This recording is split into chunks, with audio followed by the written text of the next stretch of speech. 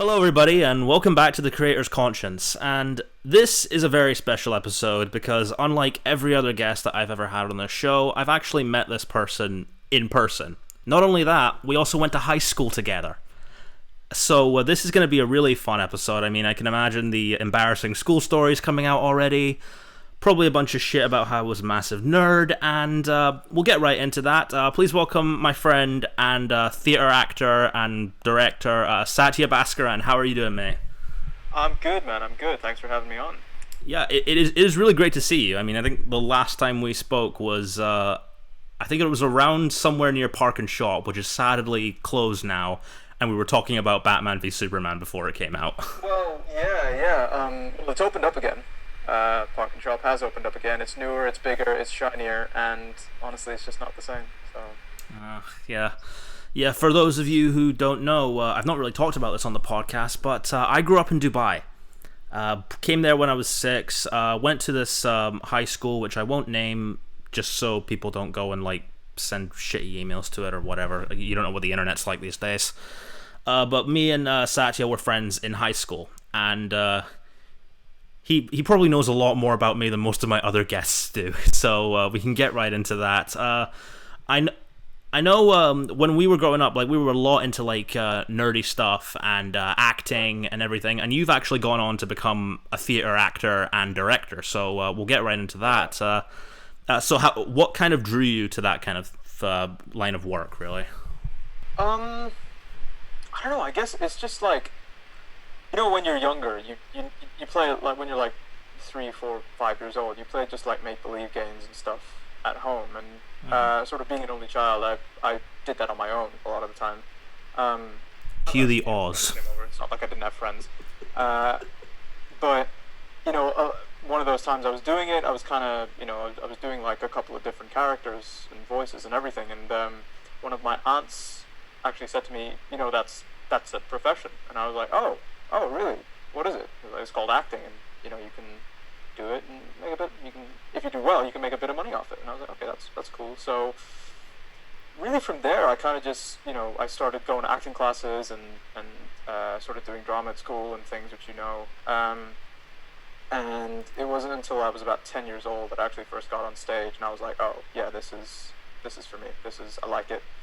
It's it's got a lot of that buzz when you get on there. I honestly, I don't know how to describe it, but it is great. It's like no other high I've ever felt, and which is cheesy, but it's true. That is how it feels to me, and I honestly can't imagine myself doing anything else. So cheesy but true is kind of the metaphor of this podcast. We just get into why creators love doing that stuff. Well, that's great. Yeah, but I can even remember stuff we did in school regarding acting. We were both in Narnia together. We shared a first scene. I remember you were even. Memory. Oh yeah. Do you want to get into that? I should probably explain the whole what a G's thing. Do I have to really? I think you should. I think it's out there. Oh, for God's sake. Okay. So when I was a kid, I don't mind saying this right now, I was an obnoxious idiot. And you're just nodding right now, and I know, I'm really hard on myself, in the past. You're saying it. I'm not. I can neither confirm nor deny. All right, and there was just this thing. I think I was probably playing rugby at the time, and then someone, I don't know who it was, might have tackled me or I tripped or whatever, and then out of nowhere I just say this phrase, "What a G's," and then that kind of became a catchphrase all throughout school. What you were known for, I think, it's no small claim to say that's what you're known for, amongst other things, of course. Yeah, well, back to the play, yeah, we did do The Lion, the Witch, and the Wardrobe. Yeah. And you were in that, and I was in that, and yeah, that was it's not like I was in the school play every year. It wasn't one of the. Well, I mean, there wasn't a school play every year, first of all, but the times that I was in it really kind of solidified what you were talking about before about why I got into acting and all that. It was, to be a part of a large group of people all working towards the same thing in a way that's not sort of you're kind of sitting and you're working on a presentation or something, the normal school stuff. It was really nice to be able to do that, and then to be able to take that further into university and my job, and everything. Yeah, so it was good. Yeah, I can definitely imagine that. I mean, I can even remember when we were auditioning for that play. Me and you went back to the music room and we sort of acted out the scene from The Dark Knight. Yeah, yeah, that's right. So they said if you can, partner up with people, and I'll be honest, I was like, I looked to my right and you were just there, so I was like, okay, well, I'll just partner up with you, and because I didn't, because they hadn't kind of specified what we should prepare, if I'm not mistaken, right? They didn't No, give they us like didn't. an extract or anything like that. I auditioned with Norman Bates' psycho monologue. That's all I remember. Well, there you go. So they clearly didn't give us anything to do, which I like. I quite like that because it shows that they're willing to sort of be like as directors. The teachers were very willing to be flexible to what we could do and adapt their vision to us. Which, being an actor now, having worked with people, thankfully I've worked with everyone I've worked with is lovely, and that sounds again like a cliche, but it is true. Everyone I've worked with professionally has been like that, so it's good that that was kind of inculcated when I was that age, like 17, 18. So it was good that they kind of let us do whatever we wanted, and yeah, we did that. We did that scene from the interrogation scene from The Dark Knight. And I remember you did a very good Heath Ledger Joker impression, which I'm not going to pressure you to do now, but I mean, it's quite an easy voice to do, really. I mean, with all the practice I've had, I've gotten better at it. yeah, well, there it is. There's a little bit of it, yeah. Yeah, I can remember specifically, it was you and a couple other kids. Like, we were all sort of this little tight-knit social circle, and we all talked about comics and stuff. And I don't know if you remember this, but in sixth form, we wrote this, like, really insane Batman movie script that we were all gonna, like, film and stuff. Oh, that's right, we did. Yeah. Nothing ever happened with it. Nothing happened of it. I think you were cast as Bruce Wayne, I was the Riddler, and someone else was Harley Quinn. But we just sort of, we acted it out during a free period, and even though nothing came of it, like, the fun we had doing that, and, like, I mean, I've always kind of preferred the Riddler to the Joker anyway. I'm really excited to see what Paul Dano does with him in the next movie. Yeah, I heard about that, and because I don't know if you've seen Prisoners, or... Oh, yeah, I have. Yeah. Or Swiss Army Man. He's a great actor. Like, they're two very different characters, but he's great, and he's very understated, which, yeah, like you said, I'm looking forward to it. Yeah, that's a deep cut from back in the day. I didn't remember that. I'm gonna have to look through my drives to see if I got that anywhere. I do remember that it was very poorly written. Speaking of poorly written, should I bring up I'm No Superman? I mean, look, I was gonna try and find a segue to that, but that's again another big old deep cut. So what about that? What was kind of your impetus to write that? Where did that idea come from? Well, I guess you want to explain it to everyone. Well, I've talked about it briefly on the show, and like I'm not really working on that project anymore. It's kind of shelved. I'm sort of No, come on. I'm reworking it into something else now that I've kind of grown as a writer. Well, you gotta bring it back, man. That was like... It probably won't be the same story, but it'll have a lot of the same ideas and stuff in it. I have thought of like giving it a bit of a cyberpunk overhaul, but I'm working on other stuff right now. But yeah, that story came from... It was around late 2013, and I had just broken up with my girlfriend at the time. I was acting all kind of emo and moody, and I thought I need something to distract myself. And then I guess I can mention this as too. Sadly, around that time, a close friend of mine died, Right. and I needed something to take my mind off it. So I came up with this idea of what if you had a superhero who didn't really want to didn't want to use his powers for good, wanted to use them to kind of help his own social life, and it became kind of like a Karate Kid type thing, which is another movie I love. Because at that time, I think this is true of a lot of authors, I was just very cynical, and I was kind of putting my own frustrations into that character, so that's why I took it very seriously, whereas I think maybe some other people around school might have thought it was a joke or something, and looking back at it, I think it's kind of ridiculous. Seriously, man, there's like a trailer and everything, and oh my god. But if it is... you gotta publicize that shit. That's awesome. I'll probably rewrite it at some point after I finish the book I'm working on now, which is it's a lot more me, really. I don't think I've ever talked to you about that. Have you ever heard me talk about this thing called Moonflower? I've not spoken to you personally about it, but I've seen it on sort of like Twitter and social media and things. You mentioned Moonflower Yeah, so that story's a lot more me. Like, I decided one day, like, I wanted to stop being cynical, and I wanted to write a character who was, like, kind of joyful and happy. And my little cousin Millie, who's a complete total geek, I based the main character off her and how I was when I was young, because I don't mind admitting this. I wasn't the most social kid in high school. I spent a lot of my time reading comics and books, and I sort of fantasized about what it would be like if I met my favorite heroes. Like, what if they became my friends? And so, instantly, because it's me, I thought, why don't I take that idea, have this little girl meet her favorite character, but then once that character finds out they're fictional, they snap and they become the villain.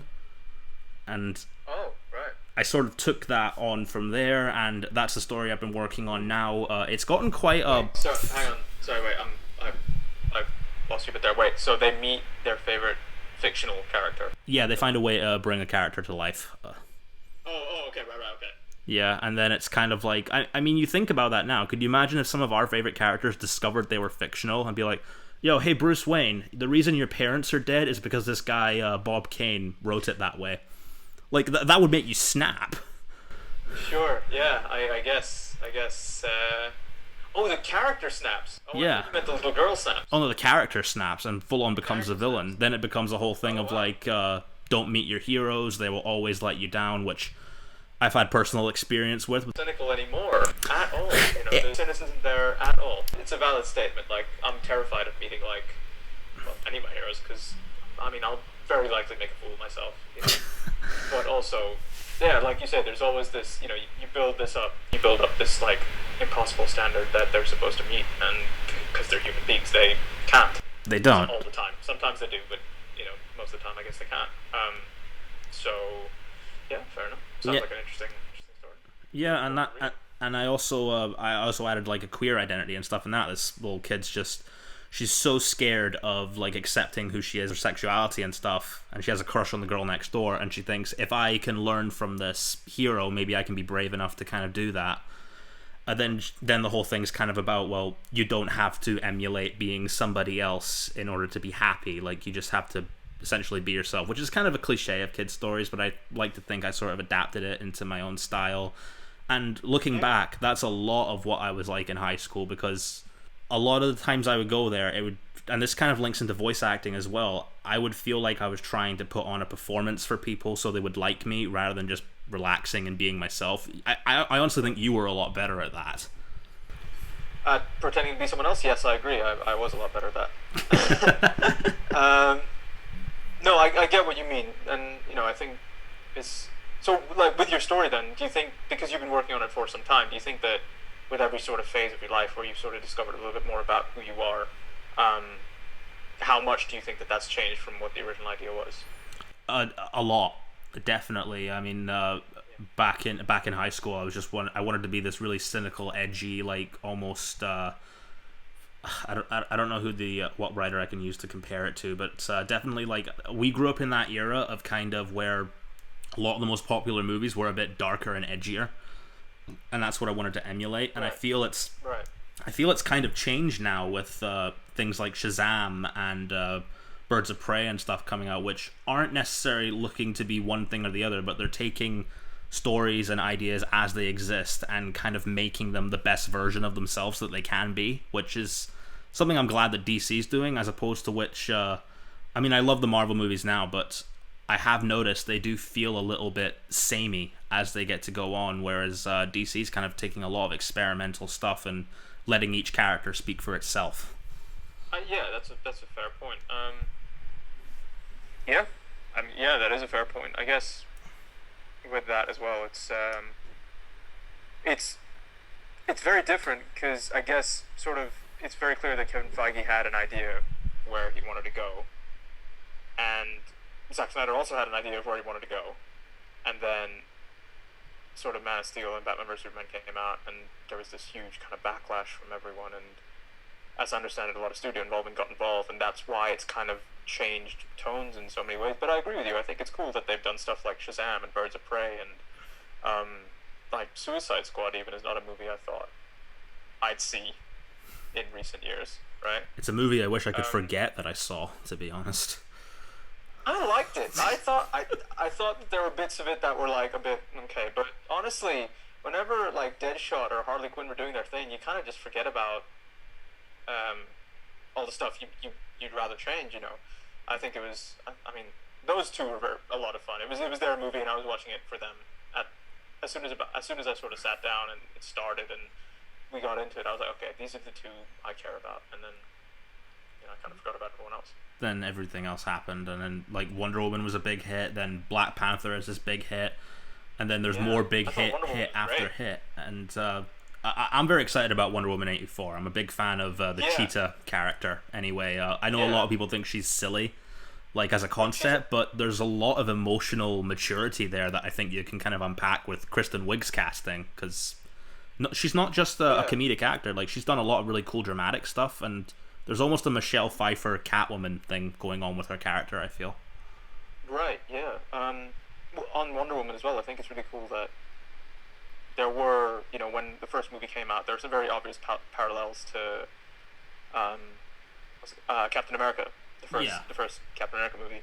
And I think that that's quite a smart thing to do. It's like, okay, well, we're having a little bit of, unsure. We're kind of unsure about how this is moving forward. Let's do something that's kind of familiar. Establish this character as the best one, which that's kind of what they did. I don't know if that's what they set out to do, but they kind of did it because she's awesome. And now they're kind of being very experimental about it, which I think is really cool. And Pedro Pascal is he's gonna kill it, man. I can't wait. Yeah, I totally guessed that he was Maxwell Lord the minute he was cast. Oh, really? Yeah. Like cool. Just the way I saw it in, like, I think I saw an image of him, and like he was dressed in the suit and looking kind of like 80s Donald Trump. I'm like, yeah, he's Maxwell Lord. Well, that would be a very interesting route to go if they go 80s Donald Trump. That's something. Yeah, and I mean, we can sort of go on from that. I mean, I think about this a lot. When Robert Pattinson was cast as Batman last year, I've been watching his career kind of grow since Twilight, and he's done a lot of great stuff. But could you imagine, like, back when we were young, and I know Jonah Hill was also in talks for the Riddler before Paul Dano got it, could you imagine what we would like as kids? Oh, the kid from Twilight and the kid from Superbad are going to be Batman and the Riddler. Like, can you imagine the kind of conversations we would have had? Yeah, I mean, I think I would have been a lot more immature about it back then. I think I would have been like, yeah, you can't be Batman, but to those people, I say, shut up. You don't know. You don't know anything. I don't know anything. We don't know what it's going to be like when it comes out. Like, the same thing when Ben Affleck was cast. People were like, whoa, and then he came out, and he did really well in, Batman vs Superman and his subsequent appearances. And he, stepped away from the role for whatever reasons he did. Fair enough. But I thought his performance, whatever the choices he made and his commitment to that, was really cool. I think that there were some choices with Batman that they made that I think are ludicrous, but that's just me. But yeah, I think Robert Pattinson being cast as Batman is really cool. Yeah. I think he's going to do really well, because like I haven't seen the full movie, but I've seen bits of The Lighthouse, and I've seen. It's a great movie. I forget the name. He was in this like circus movie a while back. Like Water for Elephants or something like that. I don't quite remember. But I saw that, and he was really good in it. And I watched, actually, the thing that got me really excited was I watched a round table with him and Bryan Cranston and a couple of other people, I think. And he was very insightful. He was very, sounds like he's good at his job, which is all we really need. So, yeah, I mean, I'm looking forward to it. I've kind of stepped away from the idea that when we were younger we thought, oh, this person doesn't look like this character, they don't act like that character, so I don't know if it's going to work. I'm sort of thinking, well, now that I know a bit more about like how the process works, and I'm sure this can go for theater as well, it's kind of all about the story that you're telling and like the choices that you're making that will fit the character. Like, I remember a lot of people thought Jesse Eisenberg as Lex Luthor was going to be a ridiculous choice, but the kind of Lex Luthor that movie was going for, I mean, it works. I mean, you can have your preferences, sure. Like, I prefer Rosenbaum, but still, I like the kind of choices that thing works. Sure, absolutely. I think we should get more into the sort of theater acting versus like voice acting and stuff. So I back in high school, like when I was trying out for parts and stuff, like I always wanted to think I was the big star and shit. And looking back, that's kind of an immature thought process. But as I got older, I got more interested in the idea of being behind the scenes, like, being a writer or a director or even a voice actor, where the whole thing isn't really about what you're doing, but kind of what comes of it. So is that something that you kind of do with theater acting? Because I don't know the specifics of how it all works, but it's something I would like to work more in here. Yeah, I think with any kind of acting, to think that you're hot shit is incredibly naive and Yeah. just untrue, to be honest, because you're not, even if you even look at things like one-man shows, it's never a one-man show, because you have someone who's a director, and you have your producer, and you have, like, even people doing your lighting and your sound and everything. By virtue of that, it's not a one-man show. It's just, okay, one person is on stage and they're talking. But really, you can't have, a piece of media or a piece of art in the sense that we're talking about, and have it be only about one person doing everything. And to think that if I'm in a play and I think, oh, it's all about me, I will be the worst actor in that play. Because the very fundamentals of acting is reacting. You got to listen to other people. You got to listen to the people around you. You got to, bounce off the people around you, and that's what makes anything we're watching or listening to interesting, right? And it's the same with voice acting. And I think it's a little bit more difficult with voice acting for sure, because a lot of the time it's just you in a booth with your script in front of you. So you really have to imagine what the other people are going to be doing with their characters. And the thing that really helps me is to, basically, when I'm reading through the script, is to just do all the characters and do my versions of them, which it's not going to be the same as what the actual people who are cast in those roles are going to do. But yeah, in the same way that I believe I need to be able to bounce off someone in order to do well in a play, it's the same thing here, right? So with voice acting, you have to be doubly aware that it's not about you. Because as soon as you leave that booth, they could cut all your lines down to one line, or you could just not be in it. So yeah, it's never about the one person. It's got to be about everyone. It's got to be a holistic experience. And I definitely feel like that's where I can sort of speak on it, because voice acting is something I kind of took up professionally after I left high school, just to like get some extra money in and help pay bills and stuff.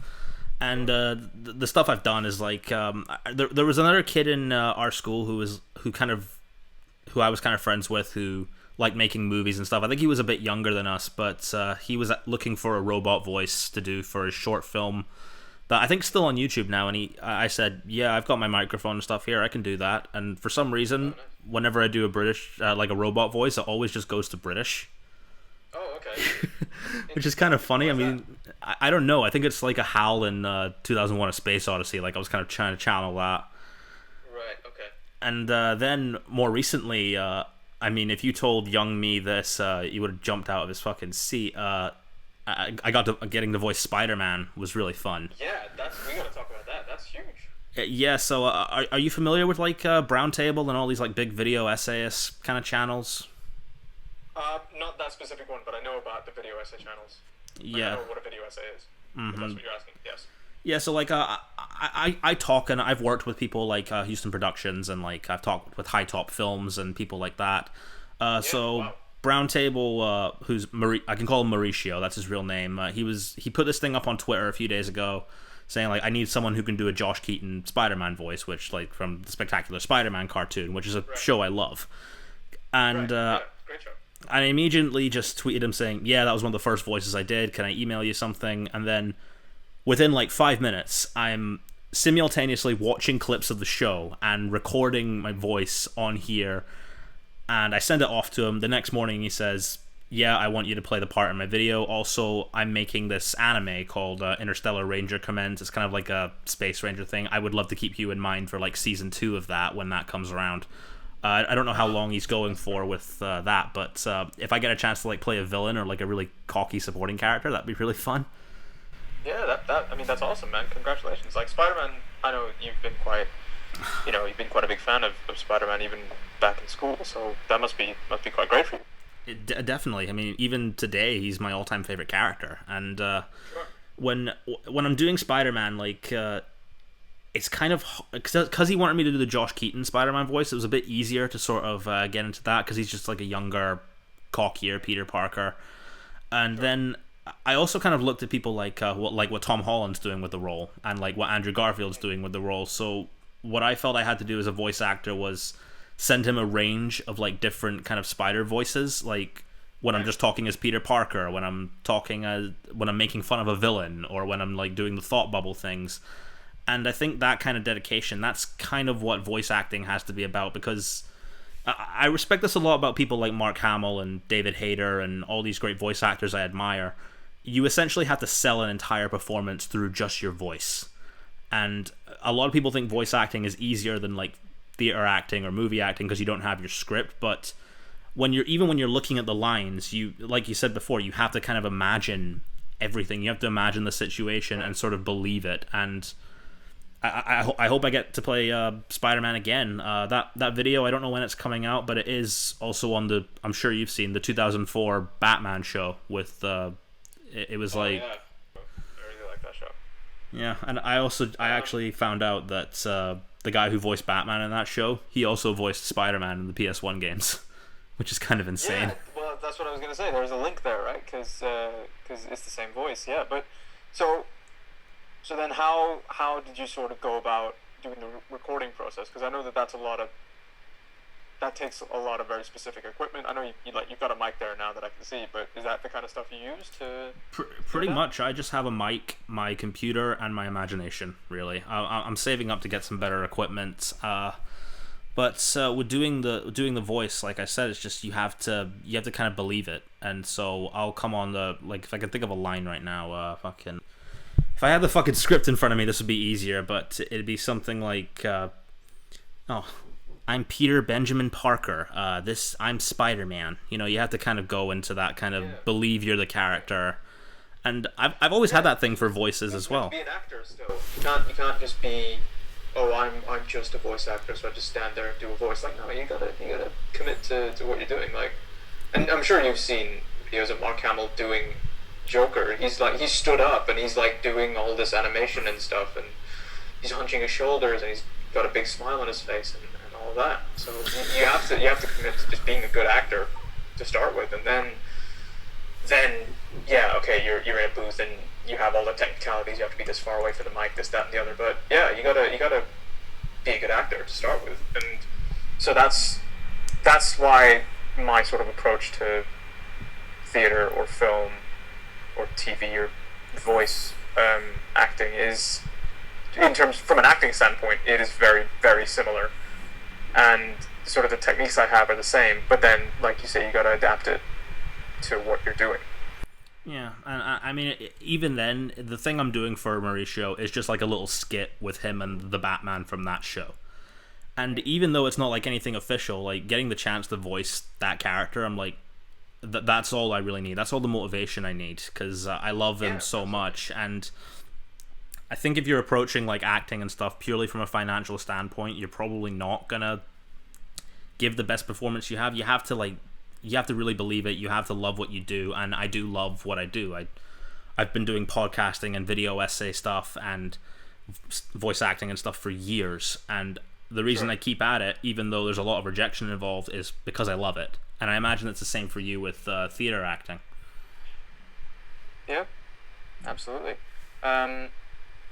It's got to be. You have to be in love with it, because like you say, yeah, it's like, I mean, I get like 100 rejections a day, man. It's rough, but you gotta. It's part of the game. You gotta just keep going, and keep at it. Just keep applying, keep auditioning, keep doing this, that, and it's one day you'll get where you want to be, like you have with Spider-Man.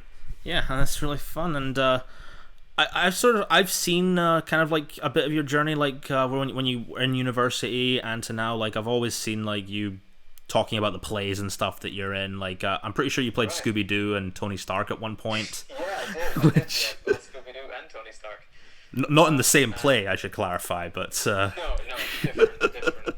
So we did in university. We did these parody productions, and the idea was that we had only 48 hours to put the whole show together, right? So we get the script like a week before, learn how much of the lines that we could, and then improvise our way out of situations where we forget our lines, or there would be a narrator character on stage that would sort of help the story along, and we could always, it was very much about breaking the fourth wall and just having fun with the audience and being like, all right, what's my line, and that was what it was all about. And yeah, we did quite a few. I was in a reasonable amount of them. We did the Avengers, and I was Iron Man in that, and we did Scooby-Doo. The Scooby-Doo one was an original story, but the Avengers one was based off the first movie. And I did that, and yeah, that was honestly just a lot of fun. It was a lot of improv. It was a lot of bouncing off the other actors who were all really good friends, and that really helped, because if you understand the other actor really well, especially if you're friends, then like, oh, they're gonna do this, okay, so I can come in with this. You know what I mean? So it was that. Yeah, I did that. I did a lot of that, but then I did like other stuff too. I did do like just plays, not just parody things and not just comedies. Like, I did Orlando, which was really fun, where I played what the directors did with that was, so the story of Orlando is based off the book by Virginia Woolf, and the character sort of, it's kind of like a time travel story. Like he starts off as a he, and goes his entire life through various points in history and time periods, and throughout his life he wakes up one morning and he's a woman, and then he lives out the rest of his days as a woman. And what the directors did was really cool, because they were talking about like gender and what does it mean and does it really have a place and this, that, the other. And what they did was that they had a girl play the male version and I played the female version of the character. So that was a lot of fun, and that was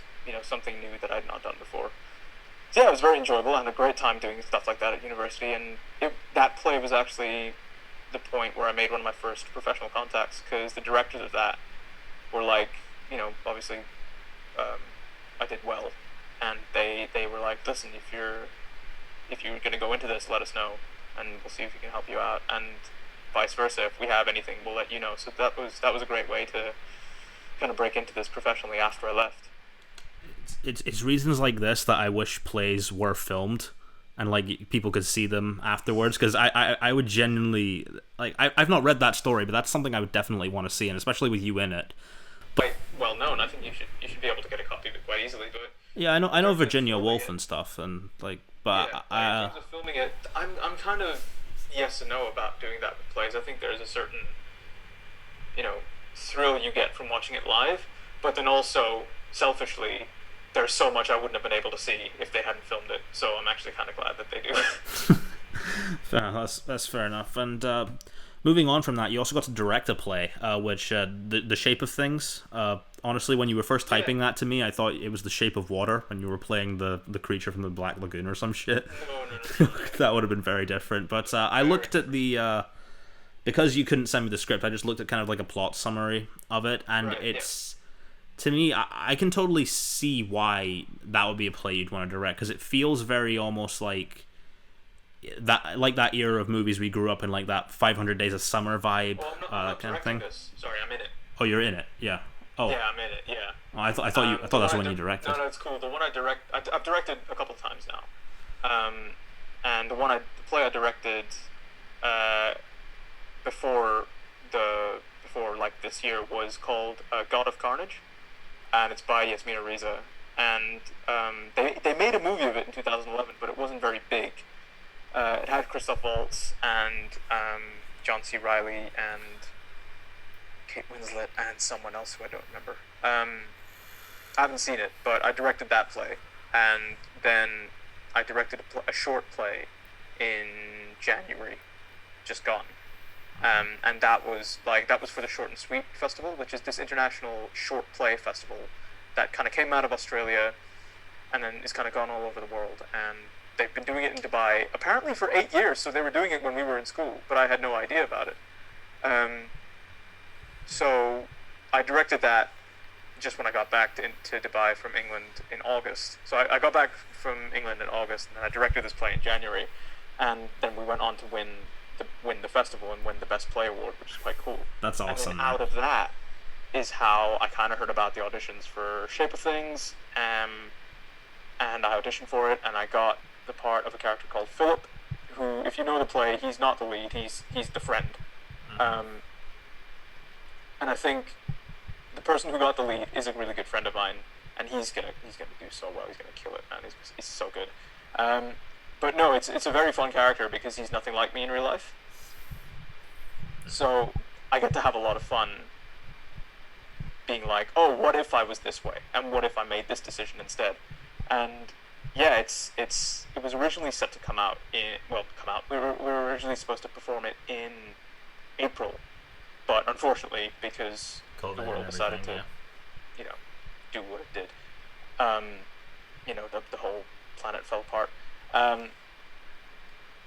It's been rescheduled, and we're now going to be performing it sort of in August/September. We don't have a set date yet because the theater really wants to make sure that we can perform it safely ourselves between us, and also that the audience can come in and be safe, and they can come and enjoy themselves and not be thinking about all the other crap that's going on.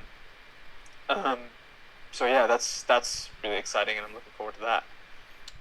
I kind of wish I was in Dubai to see that. Like, I haven't been back in 5 or so years. I don't know if it's the same as. Has it changed much since we were young? Like, are all the good hotspots still there?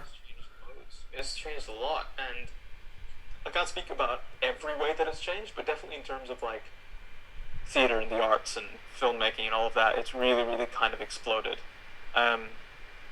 Especially with the Dubai Opera House opening up. That, I think, was a massive catalyst for everyone to be like, oh, okay, this is now a place that we can seriously consider doing artistic work and making plays and all of this. And I think that's been really good. I think the Junction, which is where I'm performing The Shape of Things, has also taken off massively. Like I say, when we were in school, I didn't know much about it. But as I understand it, a lot of these places kind of opened up just after we left, which is a shame for me, but good for everyone else who was here at the time.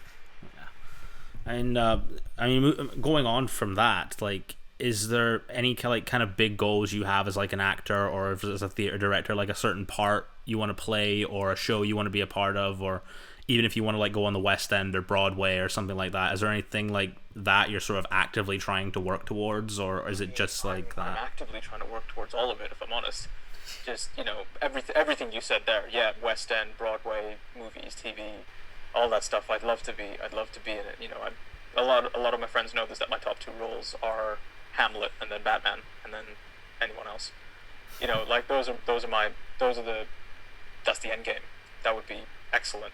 But obviously Robert Pattinson's just been cast, so I'll let him have his turn at it, and then we'll see how he does. Well, with how they're doing DC now, I have a feeling it's going to be like the DC multiverse with like bringing Keaton back and Pattinson and maybe Affleck for a small thing, is what I'm hearing. I don't know. Yeah. Maybe there's like a small adaptation of Batman they could cast you for, or even if you're like voicing the character or something like that. Dude, honestly, I'll do any of it. If you're listening, Warner Brothers, I will do any of it. Any of it. No, but yeah, going back, yeah, I do definitely want to be able to perform. I think West End or Broadway would be incredible. Like, that's definitely one of my life goals, to be able to perform on that stage and to do a play like Hamlet that I absolutely love, or even a play like this one, The Shape of Things, that I really love, or something else. There's so many great plays that have been written, and so many great plays that are being written by people I know, by people I don't know, that I'd love to have the opportunity to bring to life and work on. Do you ever feel like when you're directing these kind of plays, like, I know plays are a bit more traditional in the sense of how they're performed, but do you ever feel the need to sort of put your own spin on it, or even like maybe write a play yourself that's like completely your experience and like try and work towards that as well? Because that's something I have to do as a writer, because when a writer's trying to do something that they know they're not interested in, it's always going to end up kind of bad. But the reason I've kept it Moonflower for 4 years, and you know this from back in the day, like I would start things and then give up like within a few months.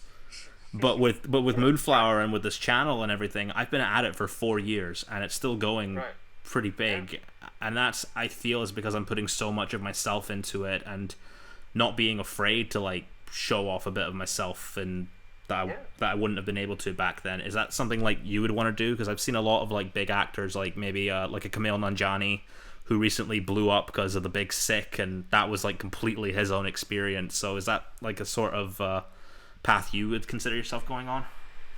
Wow, geez, that was a big question, man. Yeah, yes.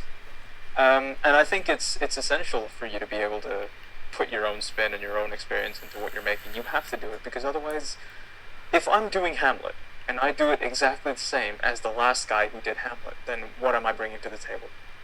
What's the point? Why do it at all? Everybody can just go watch frickin' Andrew Scott be Hamlet, and he's gonna be better at it than I am. You know what I mean? So, I can't. You can't, as like you say, as a writer, as a director, as an actor, you can't not bring your own life experience into what you're doing, or your own understanding or goals or whatever it is into your work, because that's what makes it interesting. That's what makes people want to come and watch your version of it, right? Mm-hmm. Like, why are we so excited every time a new actor is cast as Batman? Because they're diametrically opposed to the person who came before them. You know what I mean? Yeah. Robert Pattinson couldn't be more different than Ben Affleck, and that's incredible. Yeah, and I think it's the same kind of thing with Spider-Man as well. Tobey Maguire was very Christopher Reeve Superman era kind of superhero. Right. Andrew Garfield's the edgy teenager, and then Tom Holland's just this kind of like adorkable kid. Which right, I remember a conversation we had like in I think 2014. We thought like, oh, wouldn't it be really cool to see like a proper high school teenage Spider-Man? And now, right. 6 years later, we've got the Vulture, Shocker, and Mysterio all as villains. Like I met Jake Gyllenhaal back in Dubai when he came to the film festival, and I stupidly asked him, would you ever consider playing like Kurt Cobain in a movie, because there was a rumor about that, and that's what I just had to think of as a reporter and everything. I never thought for 1 minute he would go on to play one of my favorite comic book villains, and I thought he did a great job as Mysterio. Yeah, I mean, let's talk about Michael Keaton as the Vulture as well. He was terrifying. Are you kidding me? He was perfect as the Vulture. That entire conversation in the car when he's like figuring out, like, holy shit, this kid's Spider-Man. That was like, oh my god, he's gonna kill him. Oh my god. It's incredible. I think, having these real heavy hitters come in and bring bringing what they have, what they can do, what they have experienced to what they're doing. That's what made it so good. Definitely. And I mean, we sort of what have we not talked about here?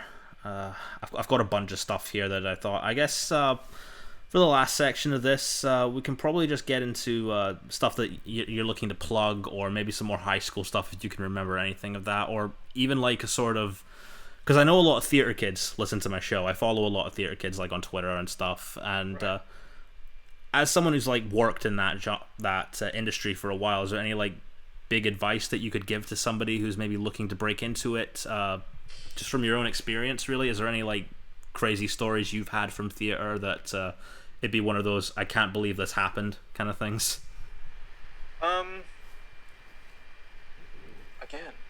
it's a big question, man. we only do big questions on this show. Say again? We only do big questions on this show. That's what this show's built upon. Right. I mean, you kind of put me on the spot. I guess, in terms of advice, if you are a theater kid and you're watching and you're listening and, you're sort of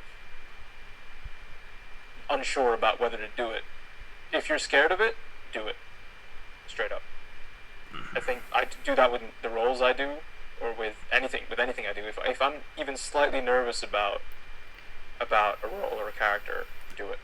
100%. And if you're nervous about jumping headfirst into this industry, wrap yourself in bubble wrap and do it, because you need to have thick skin. You need to be able to take criticism. And like I say, I've lost count of how many rejections I've gotten in the last week. You know what I mean? Yeah. And you need to just keep going. And also know that every day, I'm not kidding, every day I question whether this is the right thing to do.